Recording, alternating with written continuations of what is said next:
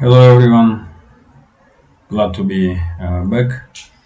Today is 3rd of September 2022. Now it's half past 6 in the afternoon. And I'm Levan Gudadze, former journalist and the host of this little project in which I try to share with you informations that are making headlines in Russian media outlets for this moment. Today we have quite a few interesting news. So probably I hope you will like this video and see it as interesting. But before we start, let me thank you once again for your attention because for last 2-3 days channel is really growing. Last time I checked, I had 407 subscribers. When like 1 week ago, I only had like 150 subscribers. So I mean, difference is quite huge, and it does makes me happy, you know. So thank you very much for your attention. I hope I will gradually I will improve my English, and I will improve this project so that it will become more informative, more useful for you. So you know, I will definitely try it in few days time. You know, as I said yesterday, today was my first day at the work after 2 weeks of paid leave. Let's say summer holidays. Today was my first day, but this week is short. Like in 2 days, after 2 days, I have 2 days off. So I will on my weekends I will buy microphones. So probably sound quality will improve. I hope so. So what I'm trying to say is that I will definitely try to improve this channel so that it will become more interesting and useful for you. So and once again, I mean, if you are new to this channel, please consider to subscribe. Every single new subscriber is that makes me happy. So please, if you think that this channel may have some future and this channel has some potential to grow, please consider to subscribe and leave commentary. I mean, as you see, I'm trying to be engaged in discussion under in the commentary section. Whenever I see that someone has wrote something, I mean, if commentary is in respectful manner, then of course I will, I will be engaged and I will, exchange opinions, and it's great, man. It's great. It does. It does makes you feel good when you can exchange opinions with so many people, particularly when you know that, I mean, we are world apart, so it's great, man. So please, if you can, consider to subscribe to my channel, leave some commentary and push that like button, so it will help me to reach bigger audience. Now, now let's talk about some news, and there are some really interesting news. One may say some of these news are shocking, even. So let's start, man. I will make this like that, So let's start. I did.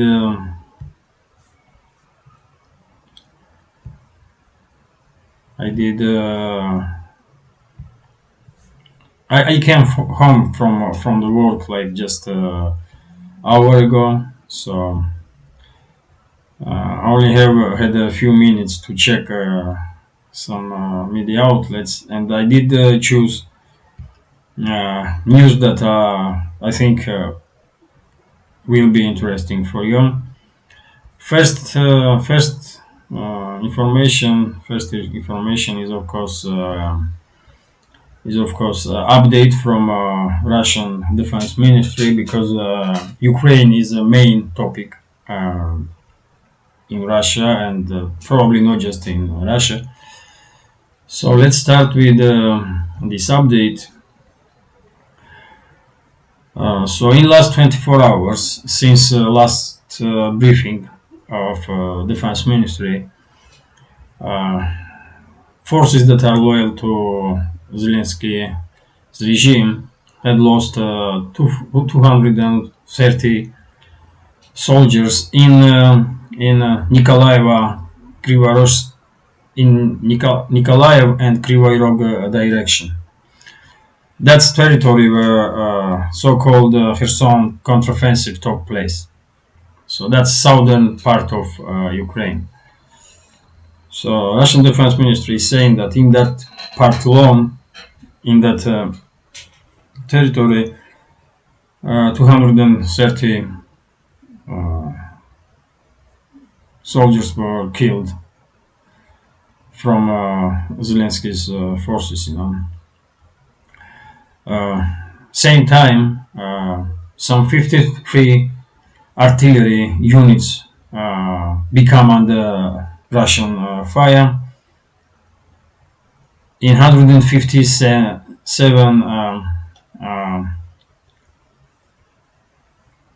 in 157 different points.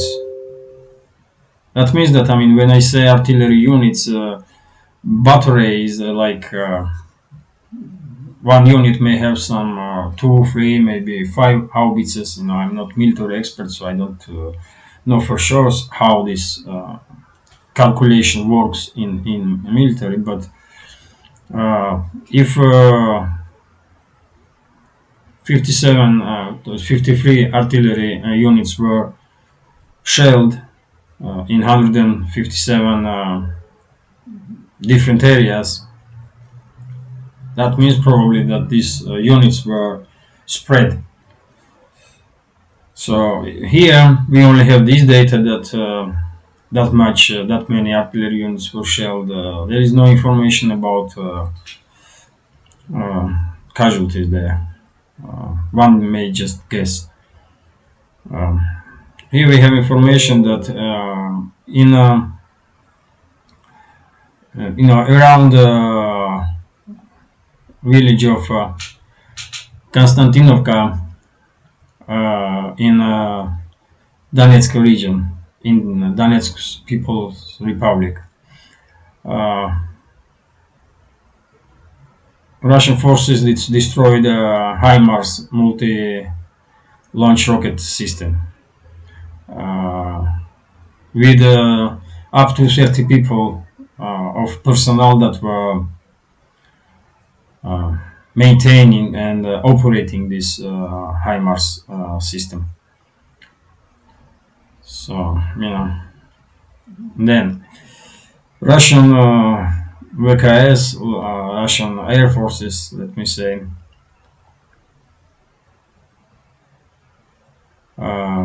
target tactical target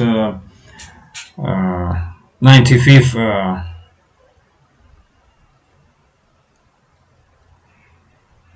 95th Brigade of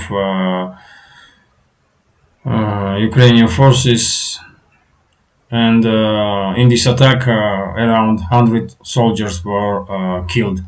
That's what Russian Defense Ministry said. Same time, Russian Air Forces, it seems like in air-to-air combat, destroyed two attack airplanes, Su-25. That's that this plane mainly is used for ground attack role. That happened in Kherson direction, and also was destroyed in air combat one MiG-29. That's fighter jet.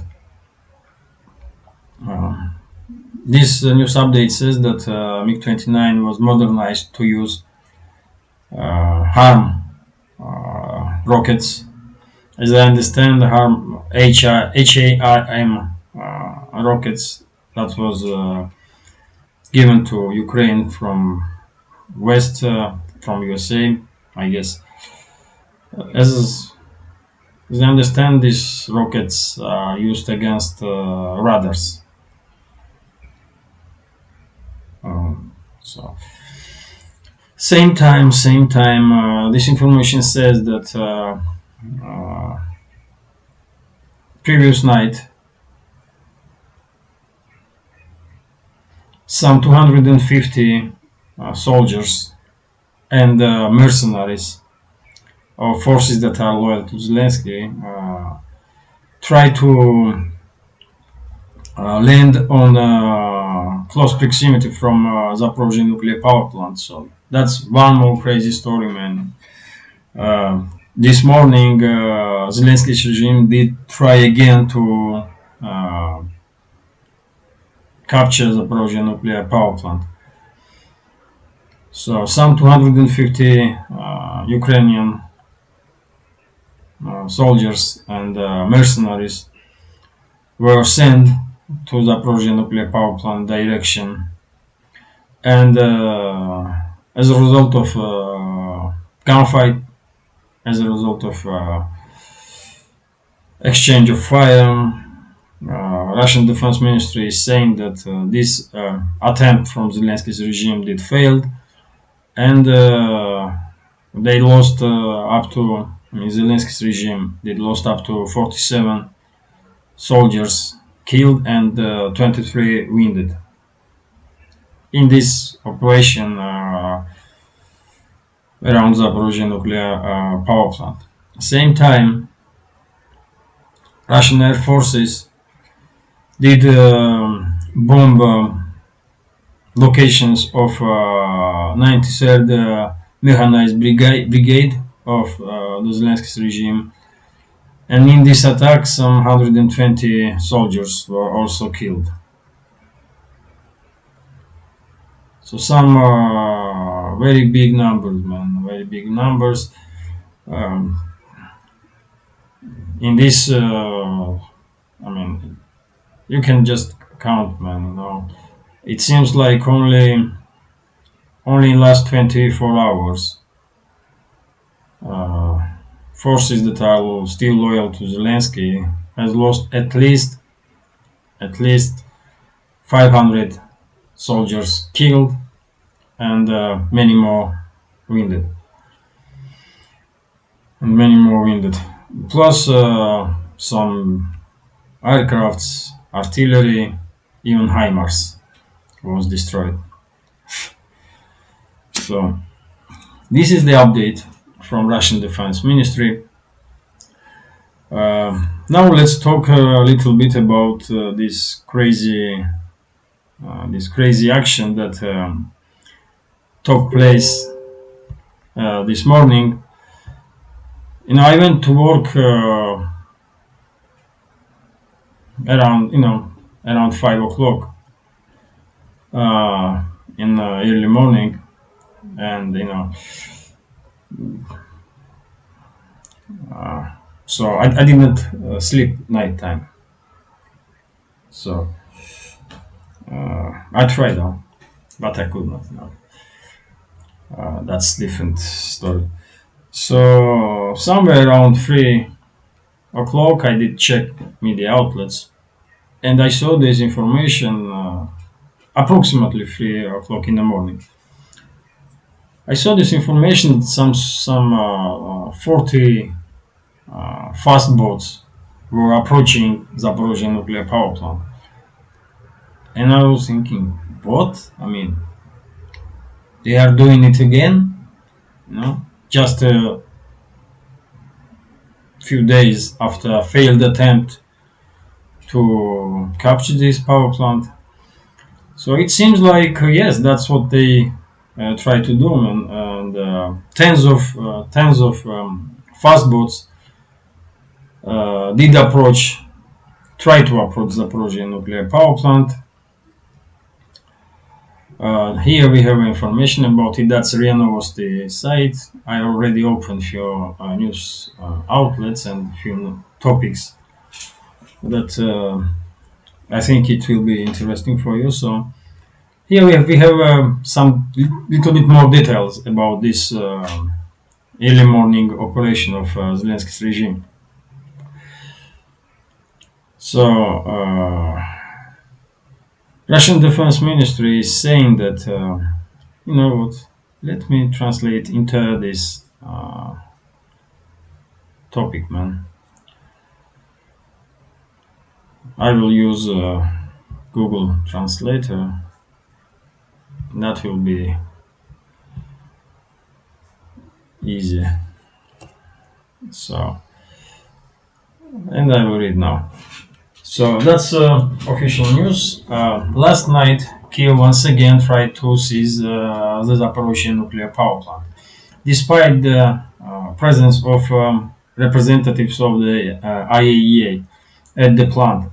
The Russian Defense Ministry said on September 2nd, at about 11 p.m. Moscow time, two groups of boats and motorboats with the total number of 42 units. 42 boats fast boats were approaching Zaporizhzhia nuclear power plant. So, two groups of boats and motorboats. I don't know what difference is between boats and motorboats. Anyway, anyhow, let's continue. With the total number of 42 units, with a landing force over 250 people from the Special Operation Forces and foreign mercenaries, attempted to land on the coast of the Kakhovka Reservoir in the area of Energodar and Dnepro-Rudny. Agency's report said a group of 4 Su-30S fighter jets and 2 Ka-52 helicopters of Russian Air Forces destroyed 20 boats in attempt to stop this assault from Zelensky's regime. So they did 4 Su-30 jet fighters and 2 Ka-52 helicopter gunships of Russian Air Force destroyed 20 boats, and the rest of them turned around and left in the direction of Ukrainian side. Bank that Ukrainian side is controls. So you tell me how crazy this information is, man. This story, not information, because information what it says what happened. I believe, because it's hard to think seriously that all this stuff is made up, man. I mean, so many media outlets are reporting the same, and I even watched some video like a few minutes ago from an area that these uh, boats were destroyed. So, so I mean, you tell me how crazy all this operation is, and what is happening to Zelensky and his generals, man? What they are trying to achieve with this absolutely idiotic actions, man. I mean, I don't understand, really. You know, I just don't understand. You know, they try once. They may think that uh, they may think that surprise will have a huge impact and they will succeed because no one will see this operation coming. But as I understand, Russian intelligence services did knew about this first attack that took place like a few days ago, and this group was destroyed. Uh, and after a few days, they are trying to do it again. I mean, why? What's going on in the heads of people that are making these kind of decisions, man? Hard to say, no. Hard to say. So, I mean, probably you're not gonna hear about this in Western media. Not just probably, you will definitely don't hear about it in Western media. But um, you know, I will provide you with information from Russian media outlets, from Russian officials, and at least you can have some comparison, you know, and then you can make your own decision, your own mind, you know. Uh, so you can decide where is the truth. So that's the first information, and I wanted to give you some update about last 24 hours. And the Russian Defense Ministry did give us some information about that, and I did wanted to spoke about this operation specifically because I mean this is too crazy, man. I mean, but you know, should I be surprised? I mean, this so-called Kherson counteroffensive was crazy. Yesterday, afternoon on Russian Telegram channels. In Russian Telegram channels,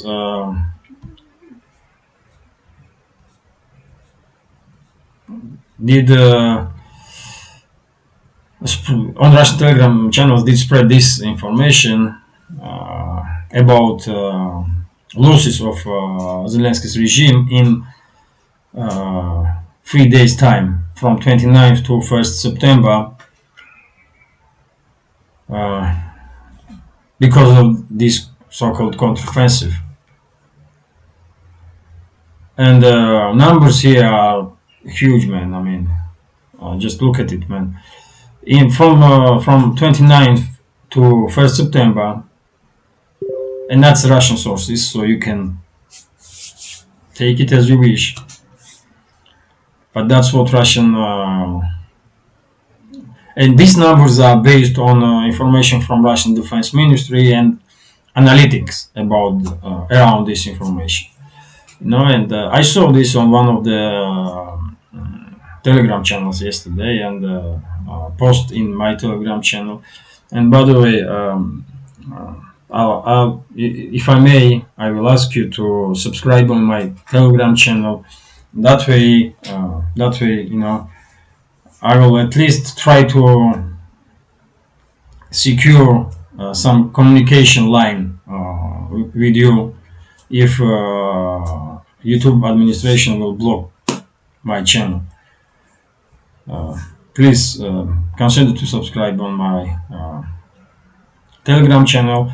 Name is Levan Gudadze Opinion, is same as YouTube channel. and please subscribe to my Rumble. Here is Rumble, and name of channel is exactly the same, Levan Gudadze Opinion. Here too. So, and I'm sharing here all those videos that I'm uploading on YouTube. So that being said, I'll give you this information about losses of Zelensky's regime from 29th August to 1st September. So this information says that Zelensky's regime lost 2,500 soldiers killed in action. So you can imagine that if 2,500 was killed, somewhere around 6,000 to 7,000 soldiers were wounded. That's how people calculating losses of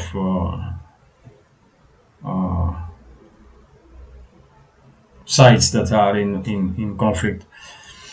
In same time, 94 Ukrainian tanks were destroyed, 81 armored personnel carriers, 66 different types of armored vehicles, 22 pickup trucks with heavy machine guns, 17 spецавтомобили, some special vehicles. I mean, God knows what that means, man. I mean, 17 special vehicles. It may be some air defense systems vehicle, or I mean anything. So, same time, Zelensky's regime lost two ground assault airplane Su-35, one tactical bomber Su-24, and one MiG-29 fighter and three Mi-8 Mi-8 transport helicopters. That's I mean you can see it, man. I mean, numbers are quite good. There are many countries in this world that don't have this many this much soldiers or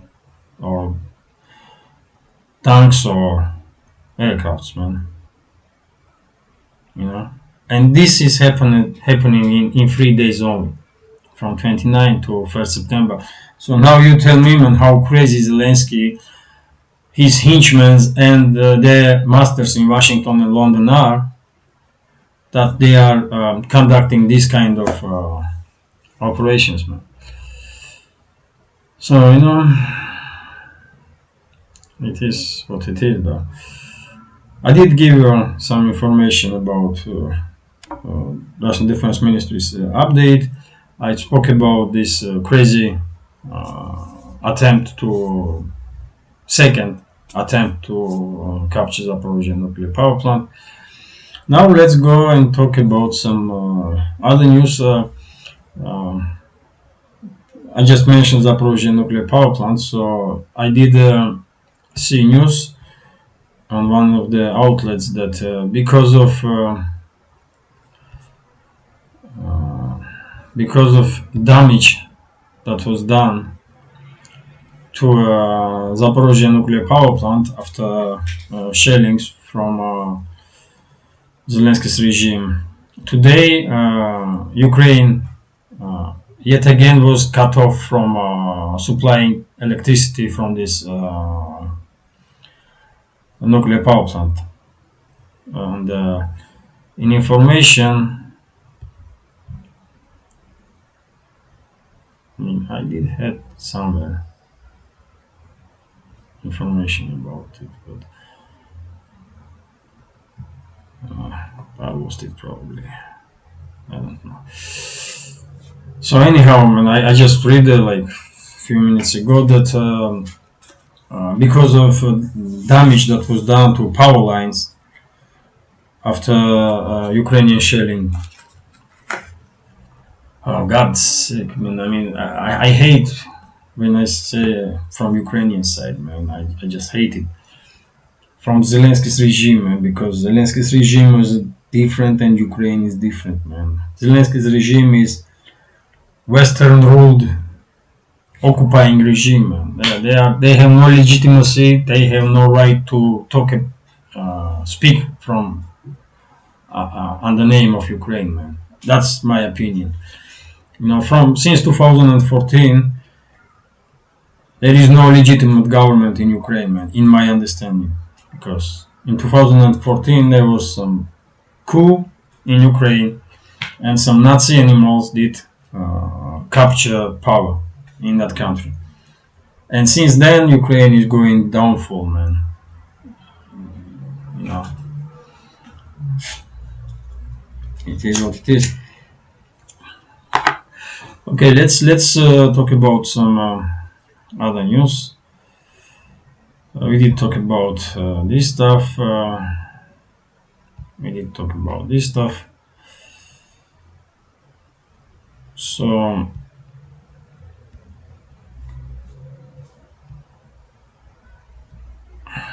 okay, let's start from here.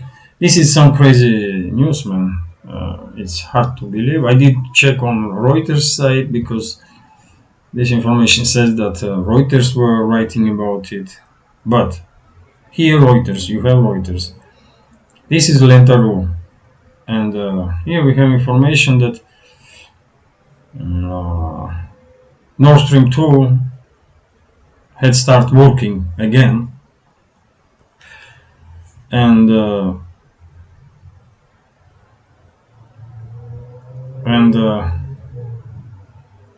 they are writing. This is Lentaru. They are writing that this is information from Reuters that Nord Stream pipeline has started work again and transferring gas to Europe, to Germany. But here we have Reuters.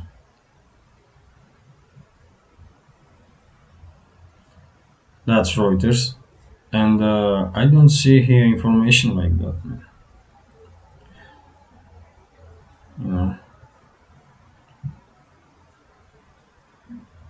I don't know, man. I don't know what is going on.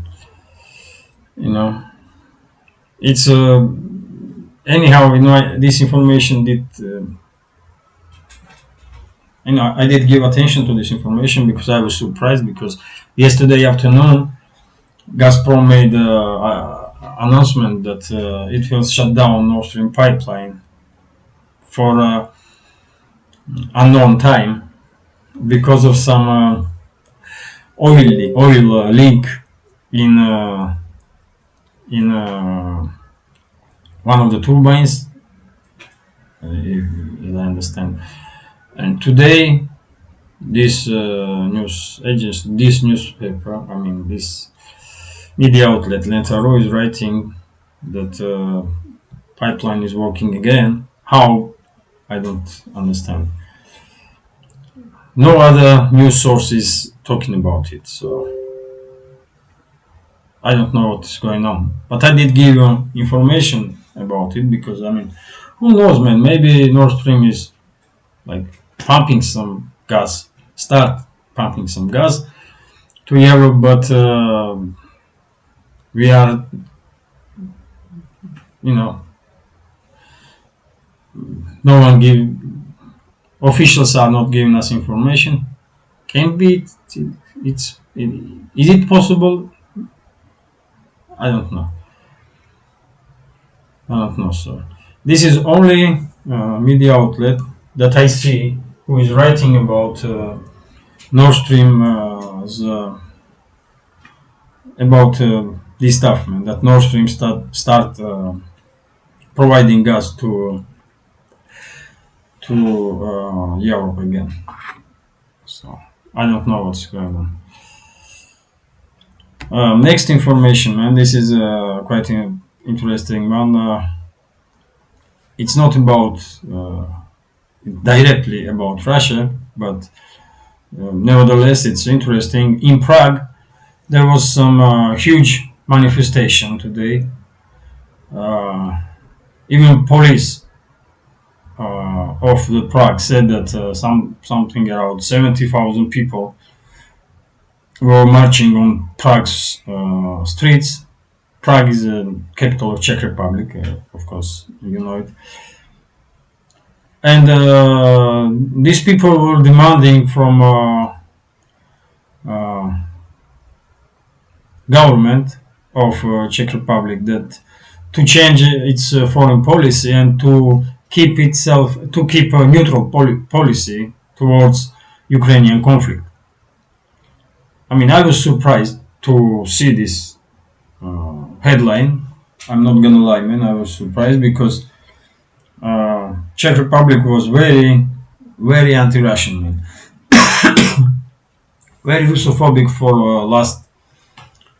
particularly for last 2-3 years, man. You know, I don't know what happened to them, what was the reason, so that they start to, you know,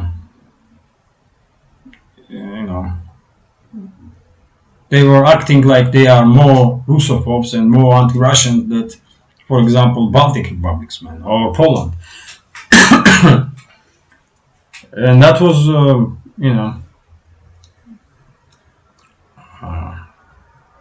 that was very sad to watch, man, because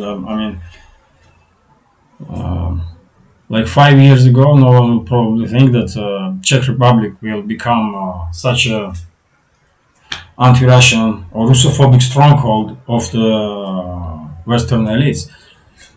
But it is what it is, man. You know, right now, this information. That's why this information was surprised for me. I did not even know that there were some people in Czech Republic who were,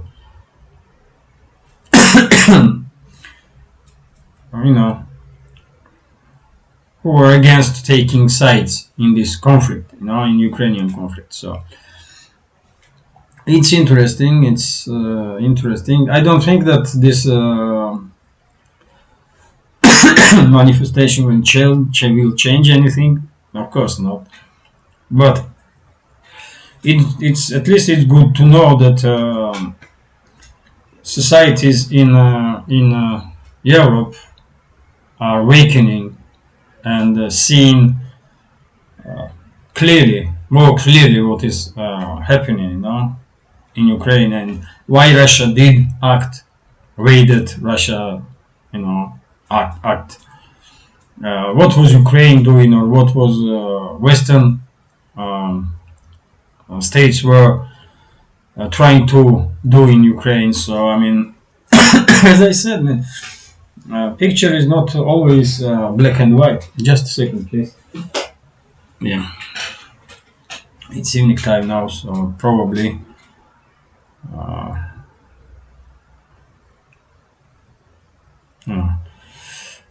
light is not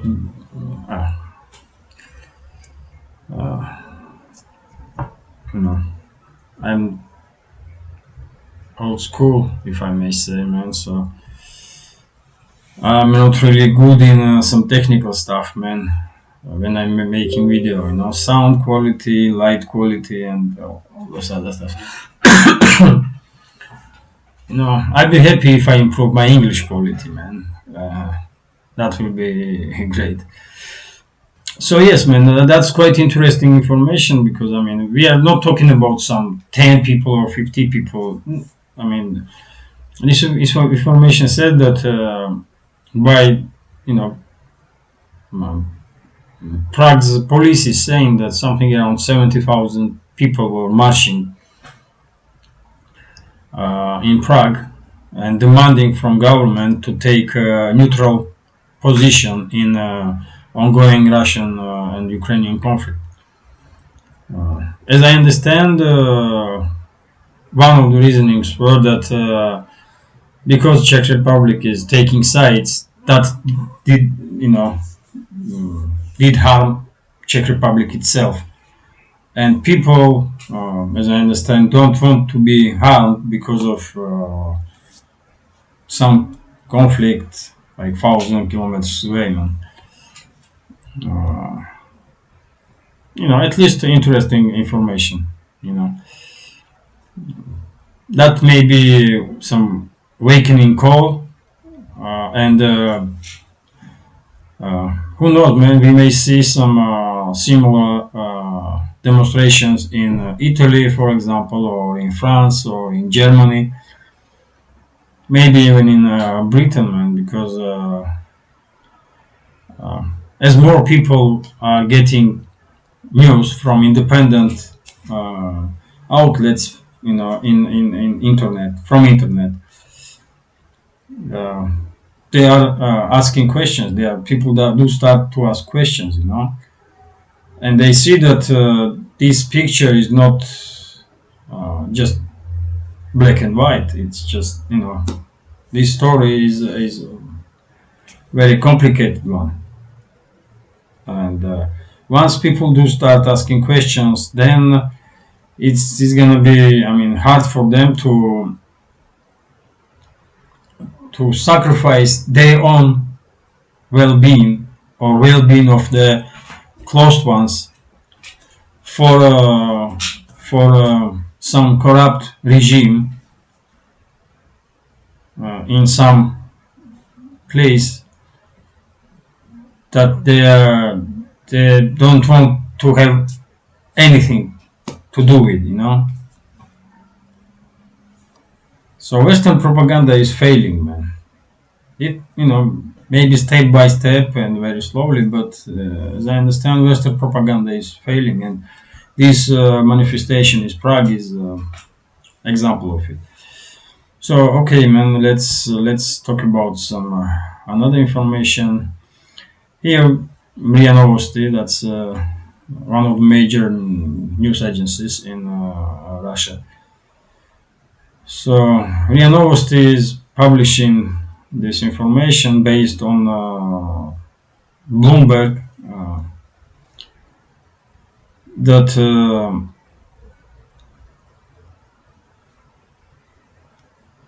because of the inflation and rise of energy prices, UK may end up losing up to 60% of its industrial capacities.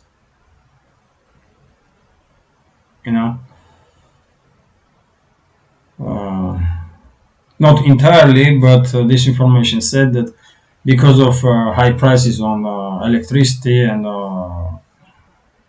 raw materials and other stuff, more and more companies, 6 company from 10, is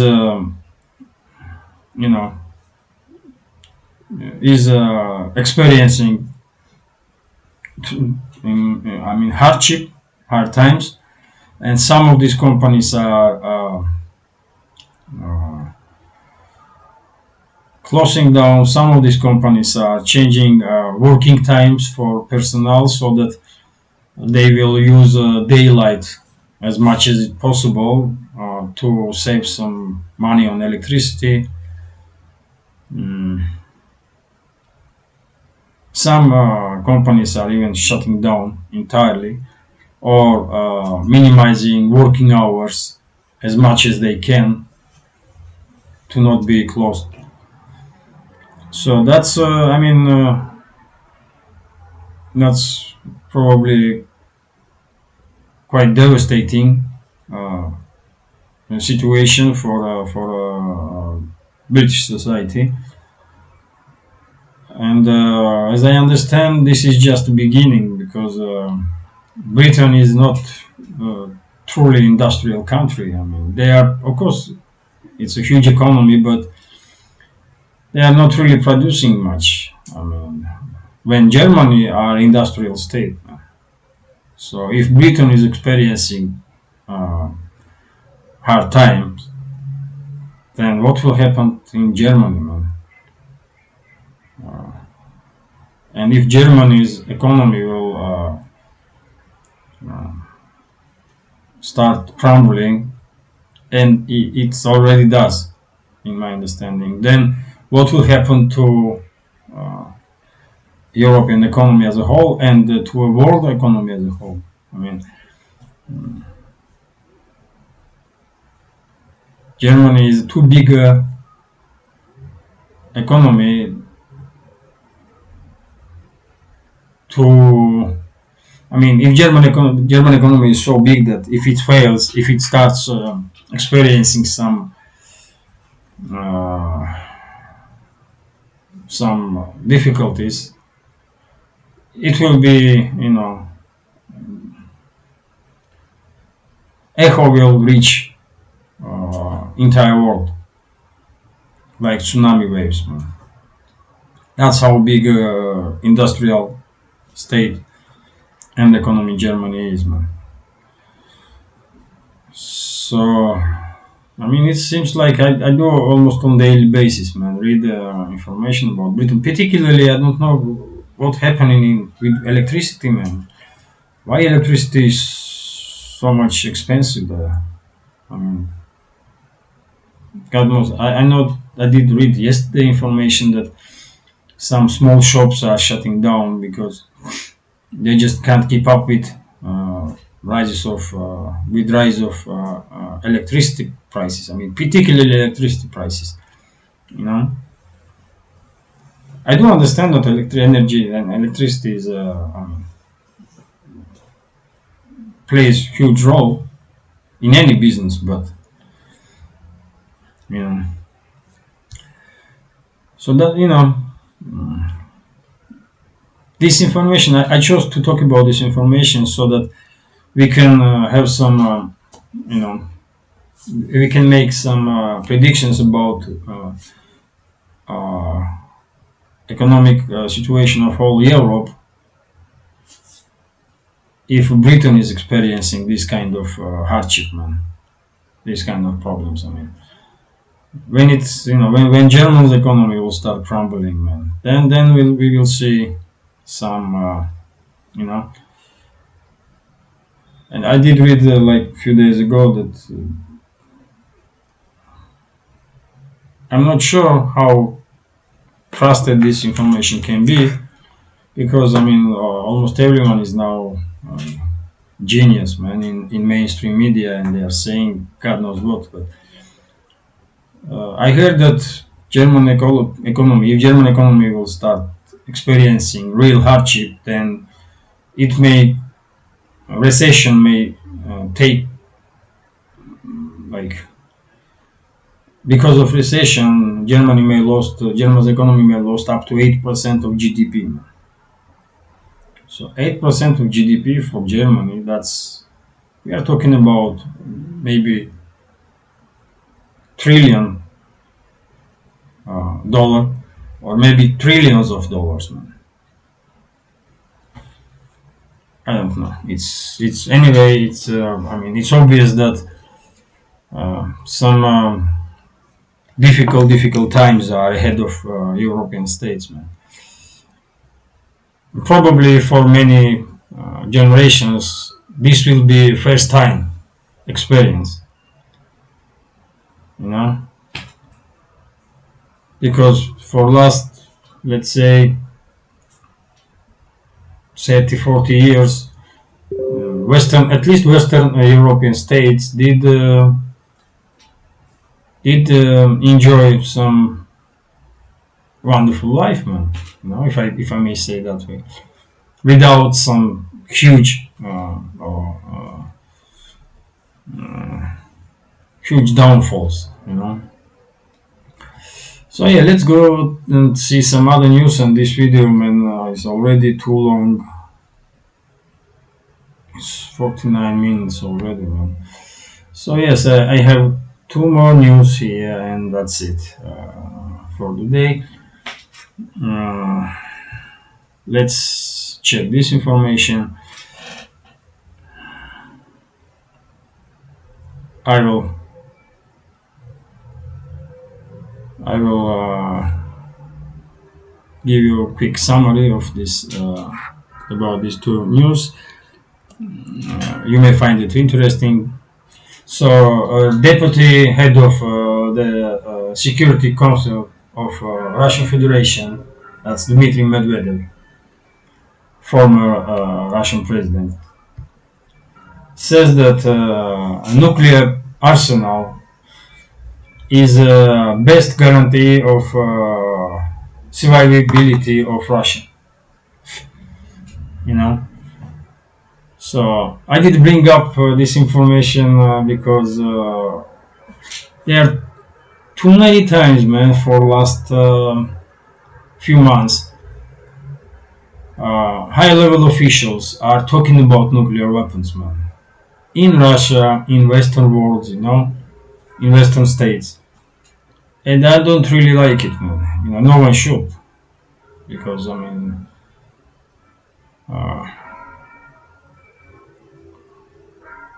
nuclear weapons, man.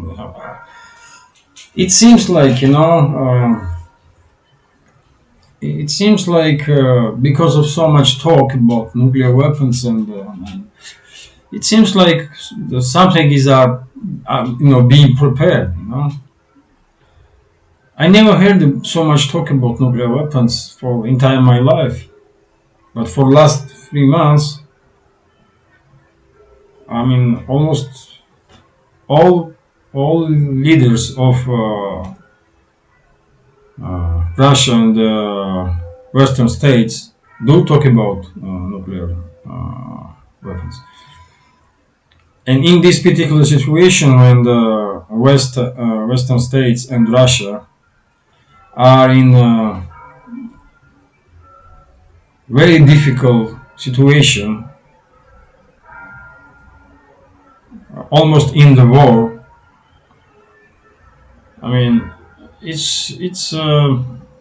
it does gives you some hard feelings, when you hear that, nuclear weapons can do this, nuclear weapons can do that. We all know what can nuclear weapons do, man. They may destroy entire world. So because of that, no one should really, talk that much about these absolutely devastating weapons. So it's a little bit scary, man. Let me say that way, because it seems like after all these talks about some, nuclear weapons, it seems like these guys may even thinking to use it, in tactical way or whatever way, man. It's impossible, man. Once you start once you use nuclear weapons once, it will not stop, man. And eventually, we will end up in nuclear Armageddon, man.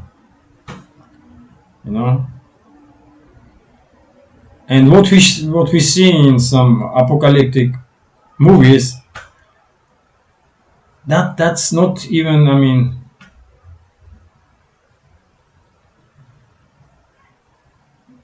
That may even, all those horrors that we see in post-apocalyptic worlds.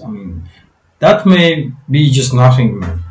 That's how bad situation can become if something of this type will happen, man. So that's why, whenever I see that some leaders of the nuclear countries are talking about these weapons, man, it does makes me a little bit nervous, man. Who knows what's going on in their heads, man. So we can talk about it. We are ordinary peoples, and we are not deciding, what will happen to this world. But these guys, man, they are world, leaders. And they should be more careful, probably. That's my opinion. So that's why I'm bringing up this news. Probably you will see this kind of talks in Western states too. definitely you will hear this because I know that they are in the West are talking about these nuclear weapons like it was some kind of like it's nothing, man. Crazy times though. And last news for today uh, that are making headlines in Russian media outlet is that head of Chechen Republic Ramzan Kadyrov did made a statement today. He wrote it on. He published video on his Telegram channel, in which he said that he is considering to leave his post because he's in this position too long and deserves some kind of long holiday. So I was surprised to see this news, really, but who knows, man? It's quite possible that Ramzan Kadyrov may end up in, particularly after this Ukrainian conflict, in which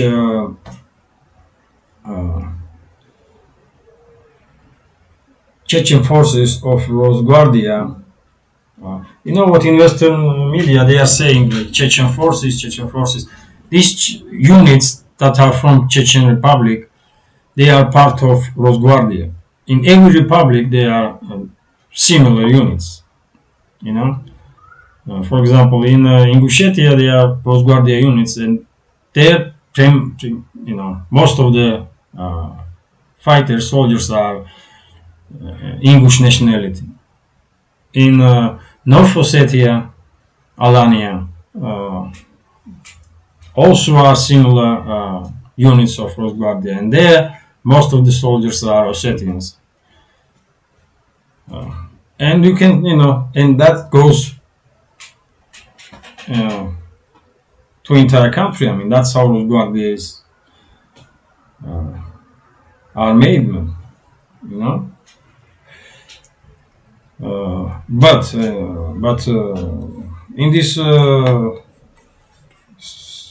conflict in Ukraine, uh,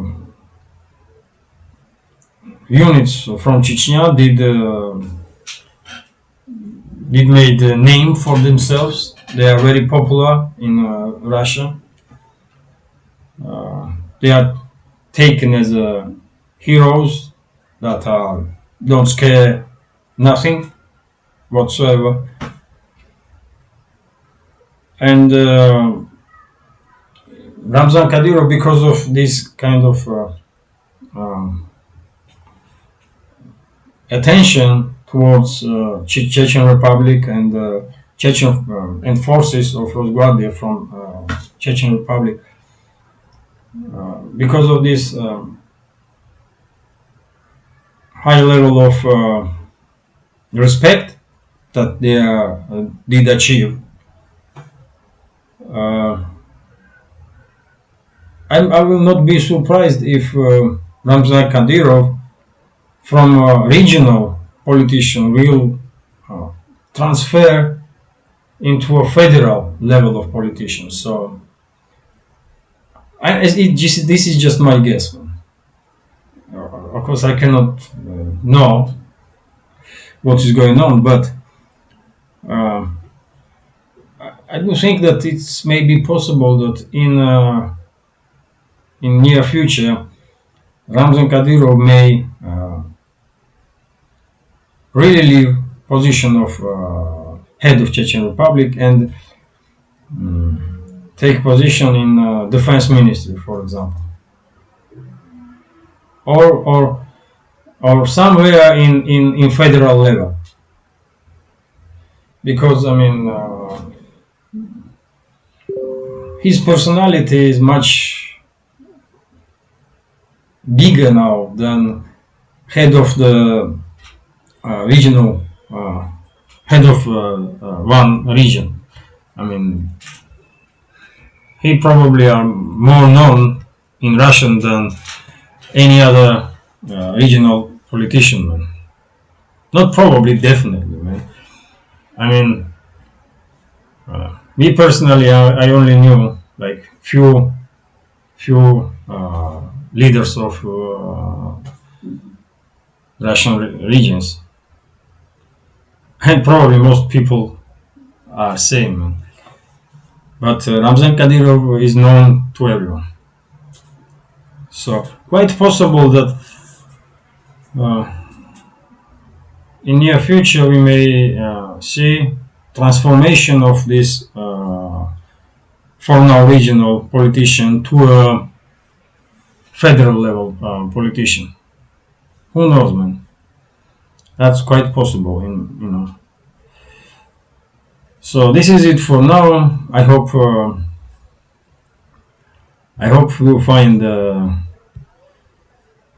you find this video interesting. I did try to give you today more information that I managed yesterday. We had talked about like 5 or 7 topics. So I'll try, man. I'll try. So please, man, if you think that this video was interesting, or if you think that this channel has some potential to grow, please subscribe, leave some commentary, and push that like button.